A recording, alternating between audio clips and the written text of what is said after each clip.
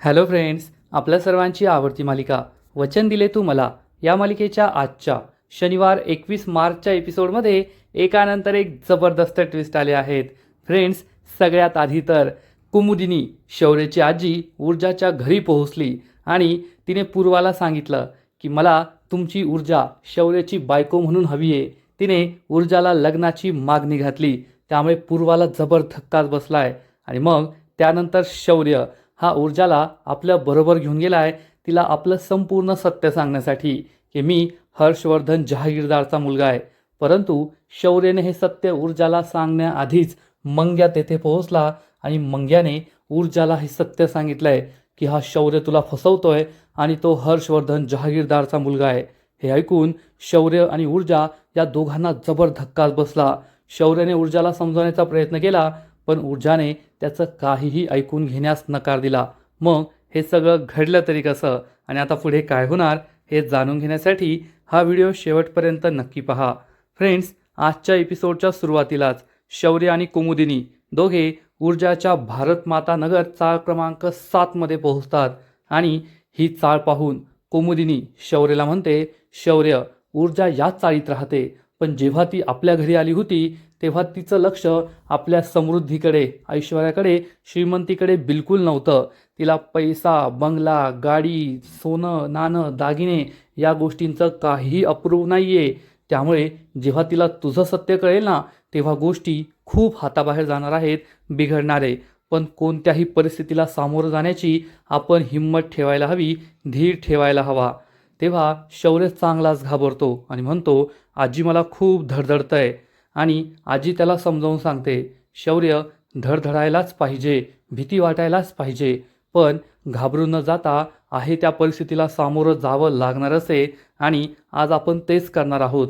आज आपल्याला ऊर्जा आणि तिच्या आईला तुझं संपूर्ण सत्य सांगायचंच आहे, असं म्हणून ती ड्रायव्हरला म्हणते, ड्रायव्हर, जेव्हा मी फोन करेल तेव्हा हे शकुनाचं सामान घेऊन आतमध्ये या.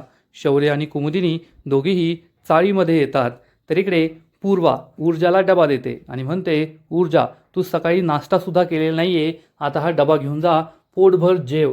आणि मला तर इतकी कामं आहेत ना की माझा पूर्ण दिवस त्यामध्येच जाणार आहे. आणि कपाट उघडल्यावर पूर्वाला त्या मुलाचा फोटो आणि नंबर दिसतो. पूर्वा म्हणते, आधी तर नंबर लागला नाही, आता फोन करून पाहते. ती या मुलाच्या वडिलांना फोन करते. ऊर्जाच्या मनात धगधग होत असतं की फोन लागायला नको आणि पूर्वाने त्यांना आमंत्रण द्यायला नको. आणि तेवढ्यात फोन लागतो. ऊर्जा आणखीनच घाबरते. पूर्वा म्हणते, रिंग वाजतीये.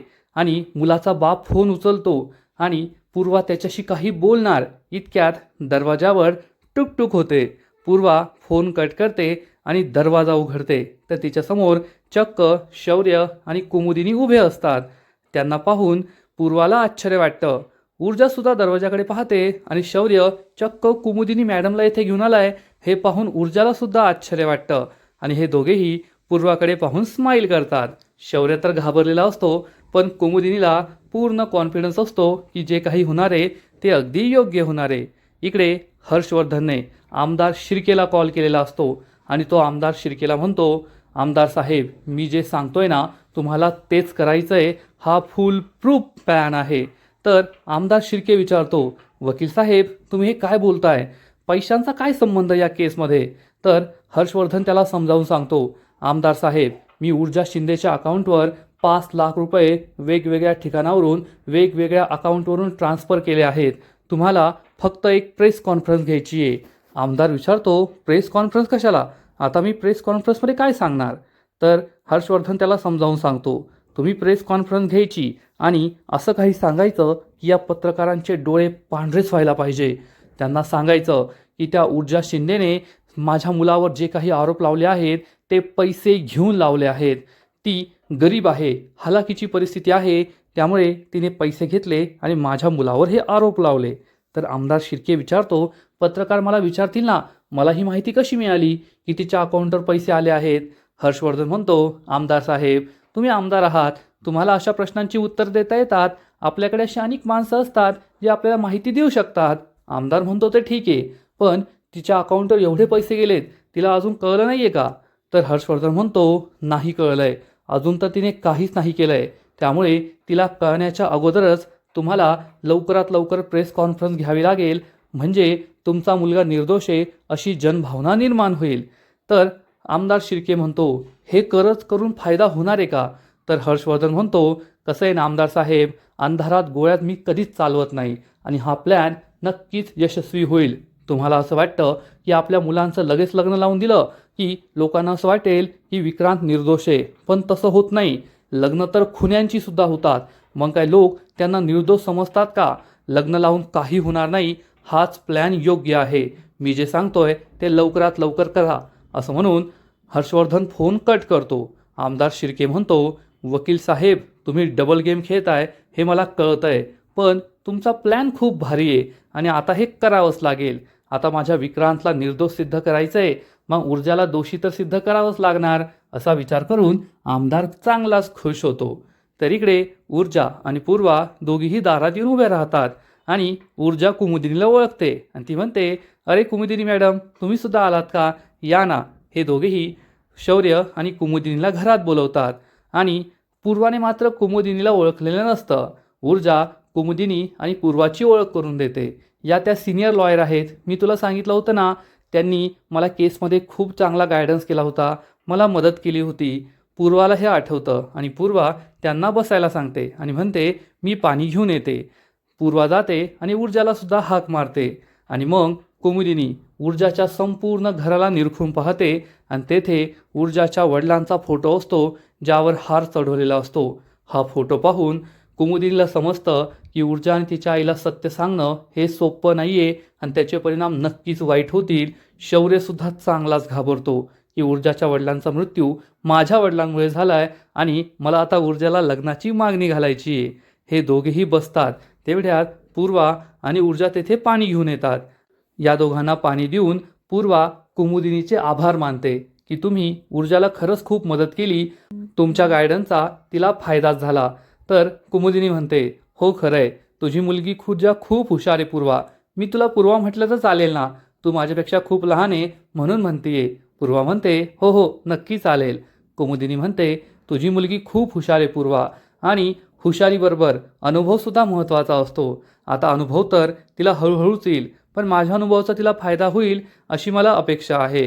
हे ऐकून ऊर्जासुद्धा खुश असते. पूर्वा कुमुदिनी हे सगळे गोडगोड बोलत असतात. गोडगोड बोलणं सुरू असतं आणि मग कुमुदिनी म्हणते, मी आज येथे एका वेगळ्या कामासाठी आली आहे. ऊर्जा विचारते, मला तर वाटलं तुम्ही केसबद्दल बोलायला आला आहात. कुमुदिनी सांगते, नाही ऊर्जा, मी केसबद्दल बोलायला नाही आली आहे. मी तुला एक सत्य सांगायला आली आहे जे तुला माहीत नाही आहे. तुला फक्त माझी एक ओळख माहीत आहे, माझी दुसरी ओळख तुला माहिती नाही आहे. ऊर्जाला आश्चर्य वाटतं. शौर्य चांगलाच घाबरतो आणि कुमुदिनी ऊर्जा आणि पूर्वाला सांगते, मी फक्त सिनियर लॉयर नाही आहे, तर मी शौर्याची आजीसुद्धा आहे. हे ऐकून ऊर्जाच्या पायाखालची जमीनच सरकते. तिला आश्चर्य वाटतं आणि ती शौर्यला विचारते, शौर्य, मॅडम तुझ्या आजी आहेत, हे तुम्हाला का नाही सांगितलं? शौर्यला काय बोलावं ते समजतच नाही आणि कुमुदिनी म्हणते, ऊर्जा, मला माहिती आहे तुला अनेक प्रश्न पडले असतील आणि आज तुझ्या या सगळ्या प्रश्नांची उत्तरं देण्यासाठीच मी येथे आले आहे. तुला तुझ्या सगळ्या प्रश्नांची उत्तरं मिळतील, परंतु त्याआधी मला तुझ्या आईशी बोलायचं आहे. पूर्वाला प्रश्न पडतो की यांना माझ्याशी काय बोलायचं आहे आणि शौर्य चांगलाच घाबरतो की आता लग्नाचा विषय निघणार आणि त्यानंतर मग आपलं सत्य समोर येणार. त्यामुळे तो खूप घाबरलेला असतो. पूर्वा विचारते, तुम्हाला काही केसबद्दल बोलायचं आहे का? तर कुमुदिनी सांगते, नाही, मला केसबद्दल नाही बोलायचं आहे, मला ऊर्जा आणि शौर्यबद्दल बोलायचं आहे. हे ऐकून ऊर्जाला तर खूप आनंद होतो. ती शौर्याकडे पाहून स्माईल करते, लाजते, पण पूर्वाला काहीच कळत नाही. पूर्वा विचारते, तुम्हाला शौर्य आणि ऊर्जाबद्दल काय बोलायचं आहे? तर कुमुदिनी उभी राहते. सगळे उभे राहतात आणि कुमुदिनी चक्क शौर्याचा हात हातात घेते आणि मग ऊर्जाचा हात हातात घेते आणि म्हणते, आज मी तुझ्या ऊर्जाचा हात मागायला आली आहे. माझ्या शौर्यासाठी तुझ्या ऊर्जाला लग्नाची मागणी घालायला आली आहे. हे ऐकून पूर्वाच्या पायाखालची जमीनच सरकते. शौर्य आणि ऊर्जा खूप खुश होतात. कुमुदिनीसुद्धा खुश असते आणि म्हणते, तुझी ऊर्जा खूप हुशार आहे, संस्कारी आहे. अशा मुली आजकाल शोधूनसुद्धा सापडत नाही. म्हणूनच मी ऊर्जाला मागणी घालायला आली आहे. ऊर्जा आणि शौर्याच्या लग्नाची बोलणी करायला आली आहे. ऊर्जाला तर आनंद झालेला असतो, परंतु पूर्वाच्या पायाखालची जमीनच सरकलेली असते. ऊर्जा आणि शौर्याच्या लग्नाची बोलणी हा विचार तिने कधीच केलेला नसतो, त्यामुळे तिला मोठा धक्काच बसतो. तर इकडे दिव्याने अर्पिताच्या आईबरोबर मिळून सगळ्या कामांची लिस्ट बनवलेली असते. ती म्हणते, काकू झाली की नाही आपली लिस्ट तयार, आता फक्त शॉपिंग करायची आहे. तर शैलजा म्हणते, आणि हो, शॉपिंग तर उद्यापर्यंत होऊन जाईल, एका दिवसात शॉपिंग होईल, त्याची काळजीच करू नका. तेवढ्यात तीर्था आणि अर्पिता तेथे येतात आणि अर्पिताची आई म्हणते, काय ग, तुम्ही दोघी तुमच्या रूममध्येच रमल्या, आम्ही सगळ्या कामांची यादीसुद्धा करून झाली आहे. तर दिव्या म्हणते, हो ना, पहा सगळ्या कामांची यादीसुद्धा झाली आहे आणि मी तर डेकोरेशनसुद्धा ठरवलं आहे. तीर्था पहा हे कसं डेकोरेशन आहे. तर तीर्था म्हणते, मला नाही पाहायचं आहे. शैलजा म्हणते, असं कसं तीर्था, तू पहा ना, डेकोरेशन पहा. तर तीर्था ओरडून म्हणते, मला नाही पाहायचं सांगितलं ना. तीर्थाचं असं वागणं पाहून सगळ्यांनाच आश्चर्य वाटतं आणि तीर्था म्हणते, नाही म्हणजे मला तसं नव्हतं म्हणायचं, काही सरप्राईज एलिमेंट राहणार नाही ना, म्हणून मी म्हणत होते. मला डेकोरेशन माहीत नसलं तर मला सरप्राईज मिळेल आणि भारीच वाटेल ना. सगळ्यांना सुद्धा ही गोष्ट पटते. आणि मग दिव्या या कामांची लिस्ट फाडते आणि म्हणते, काकू ही सगळी कामं तुम्ही करायची आहेत. अर्पिताची आई म्हणते, हो हो करेल ना, काही अडचण नाही आहे, चला आता आम्ही निघतो. तर दिव्या म्हणते, असं कसं काकू, असं कसं जाणार, तुम्ही ना जेवण करूनच जायचं. तर अर्पिताची आई म्हणते, नाही नाही जेवण वगैरे नाही, मला खूप कामं आहेत, एवढी सगळी कामं करायची आहेत, आता आम्ही काही जेवण करणार नाही, आम्ही निघतो. असं म्हणून या दोघीही निघतात. पण तेवढ्यात विजयाचा पाय अडखळतो आणि विजया खाली पडू लागते. सगळेजण तिला सावरतात आणि हे होत असताना अर्पिताला लगेच आठवतं की अशीच मंदिरात विजया अडखळली होती, पडणार होती, तर ऊर्जा शिंदेने तिला सावरलं होतं. ती मुलगी ऊर्जा शिंदेच होती हे अर्पिताला आठवतं आणि अर्पिताची आई जाऊ लागते. अर्पिता म्हणते, आई तुझा मी आलेच. अर्पिताची आई तेथून निघून जाते आणि अर्पिता विजयाला म्हणते, काकू तुम्हाला आठवतंय का, एकदा आपण मंदिरात गेलो होतो, तुम्ही तेथे अशाच अडखळल्या होत्या आणि एका मुलीने आपली मदत केली होती. विजया म्हणते, हो आठवतंय ना, त्या मुलीचं काय. तर अर्पिता सांगते, काकू ती मुलगीच आहे ऊर्जा शिंदे. विजयाच्या पायाखालची जमीनच सरकते, तिचा विश्वासच बसत नाही. तीर्था, दिव्या, शैलजा या सगळ्यांना सुद्धा मोठा धक्काच बसतो आणि इकडे पूर्वाला सुद्धा धक्का बसलेला असतो. पूर्वा विचारते, पण हे सगळं अचानक कसं. तर कुमुदिनी सांगते, पूर्वा हे सगळं अचानक नाही झालंय, थांब. असं म्हणून ती ऊर्जाला विचारते, ऊर्जा तुला एक माणूस म्हणून शौर्य आवडतो का. ऊर्जा होकारार्थी मान डोलावते. हे ऐकून कुमुदिनी आणि ऊर्जाला तर खूप आनंद होतो, शौर्यसुद्धा खुश होतो. पण पूर्वाच्या पायाखालची जमीनच सरकते. पूर्वाचा विश्वासच बसत नाही की माझ्या ऊर्जाच्या लग्नाची बोलणी सुरू आहे, ऊर्जा लग्नाला होकार देते आणि मला तिने याबद्दल काहीच सांगितलेलं नाही आहे. आणि मग कुमुदिनी शौर्यला म्हणते, शौर्य तुला ऊर्जाशी बोलायचं होतं ना. शौर्य हो म्हणतो आणि शौर्य हा ऊर्जाला विचारतो, ऊर्जा आपण बाहेर बोलायला जायचं का. कुमुदिनी म्हणते, पूर्वा त्या दोघांना बाहेर जाऊ दे, मला तुझ्याशी महत्त्वाचं बोलायचं आहे. आणि ऊर्जा आईला परमिशन मागते. तर आई म्हणते, चाळीत बाहेर जास्त वेळेस बोलू नका, लोकांच्या नजरेत येईल. तर ऊर्जा विचारते, मग आम्ही मंदिरात जाऊ का. पूर्वा म्हणते, ठीक आहे.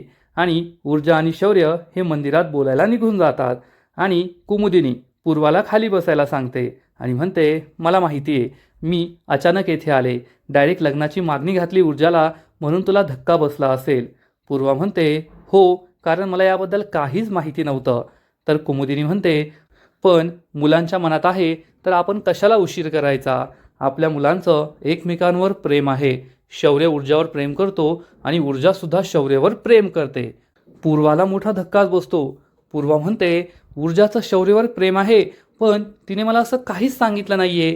कुमुदिनी तिला सांगते, पूर्वा तुझी मुलगी ना खूप संस्कारी आहे, ती इतर मुलींसारखी नाही आहे की तुला येऊन सांगेल की माझं एखाद्या दुसऱ्या मुलावर प्रेम आहे, मला त्याच्याशी लग्न करायचं आहे. ती स्वतःपेक्षा जास्त तुझा विचार करते. म्हणून तर तिने शौर्याला सांगितलं होतं की शौर्य जर तुला माझ्याशी लग्न करायचं असेल तर माझ्या घरी ये, माझ्या आईशी बोल, लग्नाबद्दल जे काही बोलायचं आहे, पण मी माझ्या आईला काहीच सांगणार नाही. पूर्वाचा विश्वासच बसत नाही. कुमुदिनी तिला समजावून सांगते, ऊर्जाने जे काही केलं ते अगदी योग्य केलं आणि मग मला शौर्याने सगळं सांगितलं, म्हणून मी येथे आली आहे लग्नाची बोलणी करायला. तर पूर्वा म्हणते, पण मला काही गोष्टी कळतच नाही आहे की ऊर्जाने मला का नाही सांगितलं आणि अचानक लग्नाचा निर्णय. कारण शौर्याबद्दल आम्हाला काहीच माहिती नाही आहे. मला फक्त एवढं माहिती आहे की शौर्य हा ऊर्जासारखाच एक होतकरू वकील आहे आणि ऊर्जाचा मित्र आहे. या केसमध्ये तो ऊर्जाला मदत करतोय हे मला माहिती आहे, पण यापेक्षा जास्त मला काहीच माहिती नाही आहे. कुमुदिनी म्हणते, त्यामुळेच तर मी येथे आली आहे. मी तुला शौर्यबद्दल सगळं सांगणार आहे आणि मग शेवटचा निर्णय तुझा असेल की तुला या लग्नाला संमती द्यायची आहे की नाही. आणि पूर्वा विचार करत असते की मी आता पुढे काय करायचं. तर इकडे विजयाला जबर धक्काच बसलेला असतो. विजयाला आठवतं की फक्त त्या दिवशीच नाही तर त्यानंतर सुद्धा मी ऊर्जाला मंदिरात भेटले होते आणि घरी घेऊन आले होते. तेव्हा अर्पिता सांगते, काकू ऊर्जा तीच मुलगी आहे जिने तुम्हाला मंदिरात वाचवलं होतं, गाडीपर्यंत सोडलं होतं आणि आता विक्रांत विरुद्ध केस लढतीये. आपल्या घरात जे टेन्शन आहे ना ते फक्त त्या ऊर्जा शिंदेमुळेच आहे. आणि विजयाला काही बोलताच येत नाही. विजया म्हणते, जाऊ दे ना, असू दे, ऊर्जा शिंदे तर ऊर्जा शिंदे. त्या दिवशी तिने आपली मदतच केली होती ना आणि आपण तेव्हा तिला ओळखत नव्हतो. अर्पिता म्हणते, हो काकू पण. तर विजया म्हणते, अर्पिता तुझी आई तुझी वाट पाहत असेल, तू जा. अर्पिताला काही कळतच नाही. ती म्हणते, ठीक आहे काकू. आणि अर्पिता तेथून निघून जाते. विजयाला मात्र जबर धक्का बसलेला असतो. ज्या मुलीला मी घरपर्यंत आणलं ती ऊर्जा शिंदे होती आणि जर हे हर्षवर्धनला कळलं तर माझं काही खरं नाही अशी भीती तिला वाटत असते. आणि इकडे शौर्य आणि ऊर्जा दोघे गणपती बाप्पांच्या मंदिरात येतात. दोघे बाप्पाचं दर्शन करतात. ऊर्जा खुश असते पण शौर्य मात्र टेन्शनमध्ये असतो. आणि ऊर्जा शौर्यला विचारते, काय रे शौर्य, तुम्हाला का नाही सांगितलं कुमुदिनी मॅडम तुझ्या आजी आहेत. तर शौर्य म्हणतो, कारण मला भीती वाटत होती. ऊर्जा विचारते, कसली भीती.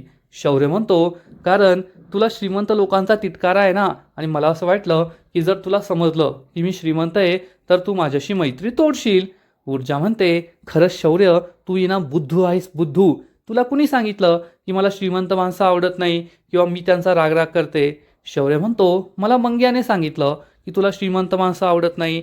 ऊर्जा म्हणते, कुठं त्या मंग्याचा ऐकतो, मूर्ख आहे तो एक नंबरचा, त्याला माझ्याबद्दल काय माहिती आहे.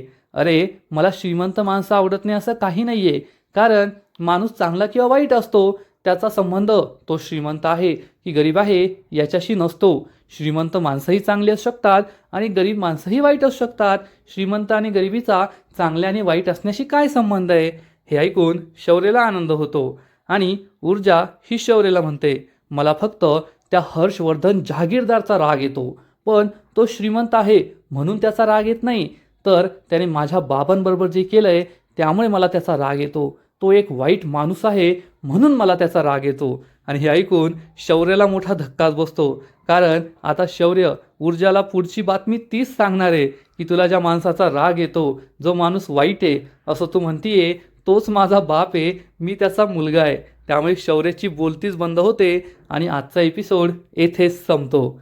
फ्रेंड्स, वचन दिले तू मला या मालिकेचा आजचा एपिसोड खरंच खूप भारी होता, खूप इंटरेस्टिंग होता.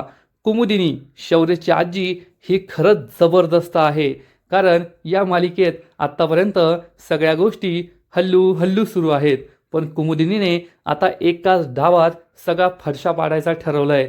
शौर्याचं संपूर्ण सत्य शौर्य ऊर्जाला सांगणार आहे आणि इकडे कुमुदिनी हे सगळं सत्य पूर्वाला सांगणार आहे. आणि जेव्हा ऊर्जा आणि पूर्वा या दोघींनाही सत्य कळेल की शौर्य हा हर्षवर्धन जहागीरदारचा मुलगा आहे आणि ऊर्जा ही चक्क हर्षवर्धन जहागीरदारची सून बनणार आहे, तेव्हा काय होईल हे पाहणं खूप इंटरेस्टिंग असणार आहे. आणि हे सगळं पुढच्या एपिसोडमध्येच घडणार आहे.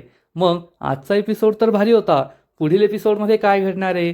तर फ्रेंड्स, वचन दिले तू मला या मालिकेच्या पुढील एपिसोडमध्ये आपण पाहू की शौर्य आणि ऊर्जा मंदिरात बसलेले असतील आणि शौर्य हा ऊर्जाला विचारेल, ऊर्जा तू माझ्याशी लग्न करशील का, तुला माझ्याशी लग्न करण्यात काही प्रॉब्लेम आहे का. ऊर्जा खुश असेल आणि म्हणेल, आईने परमिशन दिली तर करेल आणि आईने नाही दिली तर नाही करणार. शौर्य विचारेल, म्हणजे परमिशनचाच प्रॉब्लेम आहे ना, दुसरा कोणता प्रॉब्लेम नाही आहे ना. ऊर्जा काही बोलणार इतक्यात मंग्या तेथे प्रकट होईल आणि म्हणेल, अरे आहे ना शौर्य भाऊ, खूप मोठा प्रॉब्लेम आहे. काय मग, शौर्य हर्षवर्धन जहागीरदार. हे ऐकून शौर्य ऊर्जा या दोघांना जबर धक्का बसेल आणि मंग्या फक्त तोंडाने नाही बोलणार, तर ऑफिसमध्ये जाऊन त्याने शौर्याचं जे ID कार्डचा फोटो काढला होता हा फोटोसुद्धा तो ऊर्जाला दाखवणार की पहा ऊर्जा, मी जे बोलतोय ते खरं बोलतोय. शौर्य हा हर्षवर्धन जहागीरदारचा मुलगा आहे. आणि हे पाहून ऊर्जाच्या पायाखालची जमीनच सरकणार, तिचा विश्वासच बसणार नाही. ज्या शौर्यावर मी प्रेम करते, ज्या शौर्याशी लग्न करण्याची मी स्वप्न पाहतीये, ज्या शौर्याची आजी आज माझ्या घरी मला लग्नाची मागणी घालायला आली आहे, तो शौर्य माझा सगळ्यात मोठा दुश्मन हर्षवर्धन जहागीरदारचा मुलगा आहे. तो शौर्य माझ्या बाबांचा खुनी हर्षवर्धन जहागीरदारचा मुलगा आहे. तो शौर्य माझ्या बाबांचा अपमान केलेल्या हर्षवर्धन जहागीरदारचा मुलगा आहे. यावर ऊर्जाचा विश्वासच बसणार नाही. ऊर्जा खालीच बसणार. तिला जबर धक्का बसलेला असेल. शौर्य ऊर्जाला समजवण्याचा प्रयत्न करेल, पण ऊर्जा त्याला हात दाखवणार आणि त्याला म्हणेल की मला तुझं काहीच ऐकून घ्यायचं नाहीये. म्हणजे आता ऊर्जा आणि शौर्याच्या प्रेम कहाणीला एक मोठा स्पीड ब्रेकर लागलाय. मग आता पुढे काय होईल हे पाहणं खूप इंटरेस्टिंग असणार आहे. तर फ्रेंड्स, तुम्हाला सुद्धा वचन दिले तू मला ही मालिका आवडते का? नक्कीच कमेंट करून सांगा. आणि या मालिकेचे असेच नवीन नवीन एपिसोड सर्वात आधी पाहण्यासाठी व्हिडिओला लाईक करा, शेअर करा, चॅनलला सबस्क्राईब करून बेल आयकॉनवर क्लिक करा. म्हणजे या मालिकेचे नवीन नवीन एपिसोड तुम्हाला सर्वात आधी पाहायला मिळतील. खूप खूप खूप धन्यवाद.